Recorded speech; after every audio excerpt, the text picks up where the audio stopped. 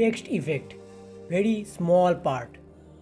তাই কি একটি ভিডিওতে টেক্সট কিভাবে ব্যবহার করা হয়েছে সেটা দেখে বোঝা যায় যে সেই ভিডিওর কোয়ালিটিটা কী রকম হবে।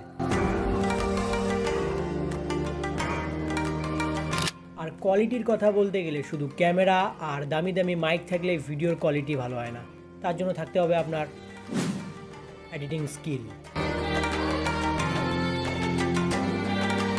তো যাই হোক, অনেক হয়েছে বক বক, এবার চলে আসি মেন পয়েন্টে। তো মেনলি এই ভিডিওতে আমরা আমার ফেভারিট 3টি টেক্সট এফেক্ট তৈরি করব, তাও আবার কাইনমাস্টার অ্যাপ দিয়ে।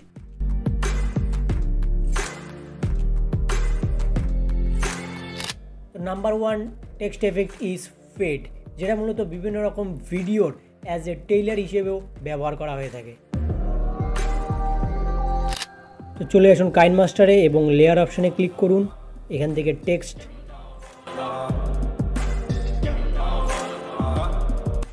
এবার নিচের দিকে চলে আসুন টেক্সট অপশানে, এখান থেকে এটাকে ফুল করে দিন।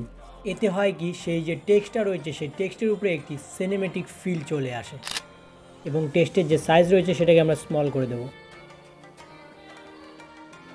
এবার চলে যান ইন অ্যানিমেশনে, এখান থেকে ফেড এবং এর স্পিডটা করবেন আপনি 0.5 এবং এর যে লেয়ারটা এটাকে আমরা ফার্স্ট লেয়ারের থেকে একটু পিছিয়ে দেব।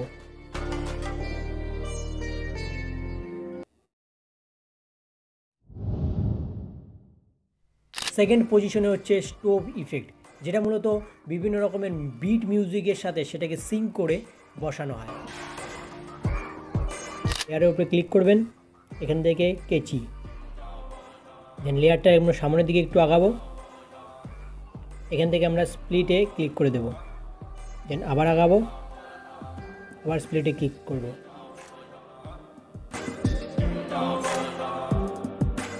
এখান থেকে আমরা সেকেন্ডের যে স্প্লিটটা রয়েছে সেটাকে ডিলিট করব। গ্যাপে গ্যাপে আমরা এক একটা ডিলিট করে দিলাম। দেন এরপরে আপনাকে এর মিউজিকের সঙ্গে এটাকে অ্যাড করতে হবে। এই ক্ষেত্রে আপনার মেন কাজ হবে মিউজিকের সঙ্গে এটাকে ভালো মতনভাবে ম্যাচ করা। এই ক্ষেত্রে কিন্তু আপনার ভালো একটি আউটপুট বেরিয়ে আসবে। থার্ড নাম্বারে হচ্ছে গ্লিচ এফেক্ট, যেটা আপনি যদি মিউজিকের সাথে সঠিকভাবে ম্যাচ করাতে পারেন তাহলে। আবার আমরা লেয়ার অপশন থেকে টেক্সটটাকে চুজ করে নেব। এরপর আপনি প্রতি ক্ষেত্রেই এর যে ফন্টটা রয়েছে সেটাকে কিন্তু আপনি চেঞ্জ করে দেবেন।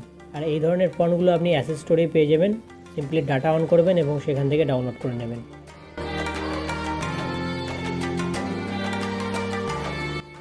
এরপর আমরা এখানে একটি এফেক্ট ডাউনলোড করব, সেটা হচ্ছে আপনি অ্যাসেস স্টোরে পেয়ে যাবেন।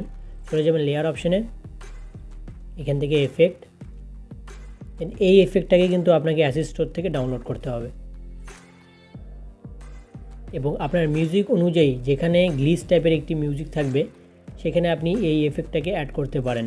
সিম্পলি এটাকে আপনি ছোট করে দেবেন।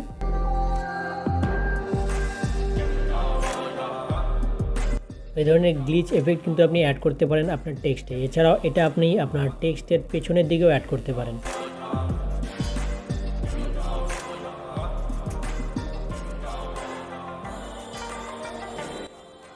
এই ক্ষেত্রে কী হবে, এটা কিন্তু আপনার অ্যাজ এ আউট অ্যানিমেশন হিসেবে কিন্তু কাজ করতে পারে।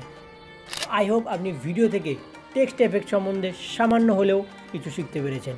আর ভিডিওটা যদি ভালো লেগে থাকে অবশ্যই লাইক করে দেবেন। পরবর্তীতে আপনি কী ধরনের ভিডিও চান কমেন্ট সেকশনে জানাবেন। দেখা হচ্ছে পরবর্তী ভিডিওতে। ভালো থাকবেন, সুস্থ থাকবেন, বাই।